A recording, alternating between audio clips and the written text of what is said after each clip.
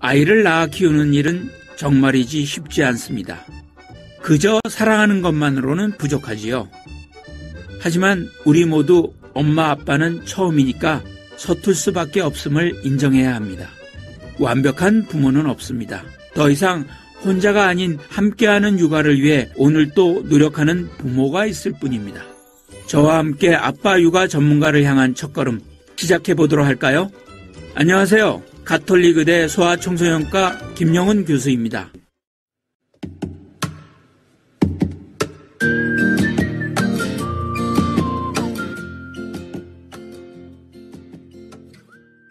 아빠 육아 6번째 시간. 모든 부모의 바람은 아이가 상상력과 창의력이 풍부한 사람으로 성장하는 것입니다. 그래서 아이가 어릴 적부터 어떻게 놀아줘야 하는지 고민도 많이 하고 주의 정보도 많이 찾아봅니다. 그런데 막상 알려주는 정보대로 하는 게 쉽지는 않죠. 오늘은 아이의 상상력과 창의력을 키워주는 놀이 방법이 궁금한 엄마 아빠를 위해 준비했습니다. 여러분은 아이가 노는 모습을 유심히 본 적이 있나요?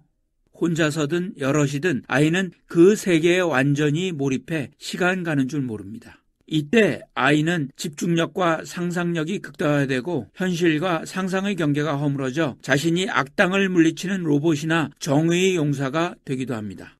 또는 우주선을 타고 태양계를 여행하거나 바다 세계를 들어가 해양 도시를 만들기도 합니다. 이렇듯 놀이는 아이의 집중력과 상상력을 고도로 자극해 현실에서 이루어질 수 없는 것을 창조해냅니다. 아인슈타인은 상대성 이론을 사고 실험을 통해 수없이 머릿속으로 탐구했다고 합니다. 이때의 사고만으로 뉴턴의 만류인력 장벽에서 벗어나 물리학의 코페르니쿠스적인 전환으로 새로운 물리법칙을 만들어낼 수 있었습니다. 스티븐 호킹은 아주 복잡한 수학 문제도 고도로 집중해 생각만으로 풀어서 새로운 물리세계를 개척해냈습니다.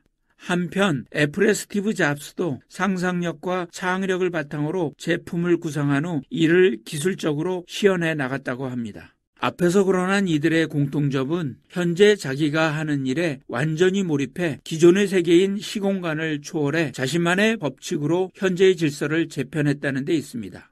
그리고 대부분의 아이들도 아인슈타인이나 스티브 잡스와 같은 소양을 가지고 있습니다. 왜냐하면 아이들 역시 자유자재로 시공간을 초월해 몰입하는 능력이 있기 때문입니다. 대부분의 아이들은 놀이를 할 때 아인슈타인 못지않게 고도로 집중하고 상상력을 발휘해 단숨에 안드로메다 성운을 오고 가고 해저 세계를 일주합니다. 이처럼 아이가 마냥 자유롭게 놀 때 부모는 어떻게 해야 할까요?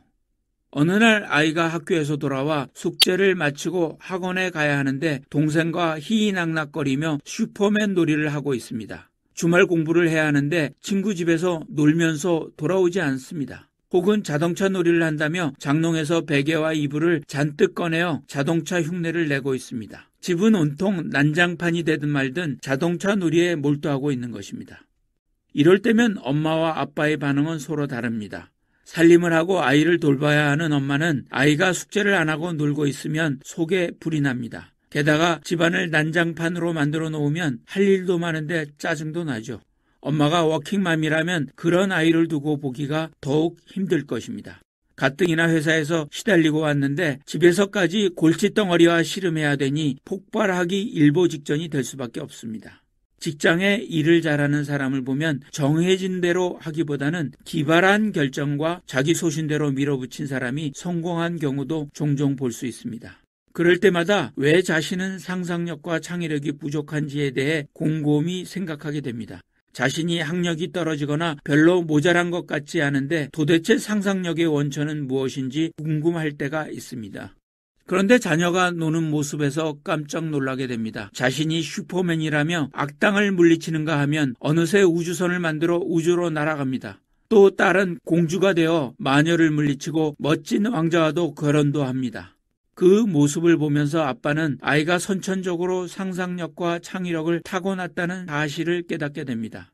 아이는 놀이를 통해 그 능력을 10분 발휘하고 있었던 것이죠. 그리고 아이를 자유롭게 놀게 하는 것이 학원 몇 군데 보내고 영어 조기 교육을 하는 것보다 훨씬 더 중요하다는 것을 알게 될 것입니다. 이때부터 엄마가 아이에게 학원 늦는다며 야단치거나 집안 어지럽히지 말라고 잔소리를 늘어놓을 때 아빠는 아이 편을 들어주면서 놀이의 중요성에 대해서 진지하게 이야기하게 됩니다. 물론 모든 아빠가 이렇게 하지는 않을 것입니다. 회사 일에 치여서 아이 얼굴 한번 보기도 어려운 것이 현실이기 때문입니다. 다만 그만큼 아빠가 아이의 놀이 중요성에 대해 인식하고 잘 놀 수 있도록 격려해주는 가능성이 높다는 것을 단적인 예로 들어본 것입니다. 몰입 전문가 칙센트 미하이는 인간이 몰입 상태에서 가장 큰 성취감을 맛보게 되며 탁월한 성과를 이룬다고 했습니다. 그리고 놀이는 아이가 몰입으로 가는 문으로 이곳을 통과할 때 상상력과 창의력이 극대화되어 창의적인 인재로 자라게 될 것입니다. 하지만 아이의 놀이가 중요하다고 하여 성인이 그 세계에 끼어들어 방해해서는 안 됩니다. 그저 아이가 잘 노는지 지켜보면서 격려해주면 됩니다. 그럼 지금부터 아빠는 물론 엄마가 알아야 할 아이의 놀이가 가진 개념과 효과를 확인해 보도록 하겠습니다. 놀이는 자발적이어야 합니다. 놀이의 본질은 외부로부터 제시된 과제나 활동이 아니라 그 아이의 자발적인 활동이라는 데 있습니다. 다시 말해 아이에게 놀이는 하지 않으면 안 되는 의무적 활동이 아닌 까닭에 타인이 제지를 해도 하고 싶어 합니다. 그런 만큼 놀이에는 자기주도성이 가득 차 있습니다. 놀이는 재미를 위한 것입니다. 놀이는 어디까지나 그 자체가 목적인 활동이기 때문에 순간순간의 즐거움이나 기쁨 그리고 만족에 의해 성립됩니다. 따라서 놀이는 본인이나 타인에게 무언가 도움을 주거나 가치 있는 결과를 만들어내고자 하는 목적이 없습니다. 또 순간적일지라도 놀이 활동을 통해 성취감, 자기실현 등 인간 성장에 필요한 긍정적인 요소를 많이 체험하기는 하지만 그것은 어디까지나 놀이의 결과로서 얻어지는 것일 뿐 목적으로서 전제된 것은 아닙니다.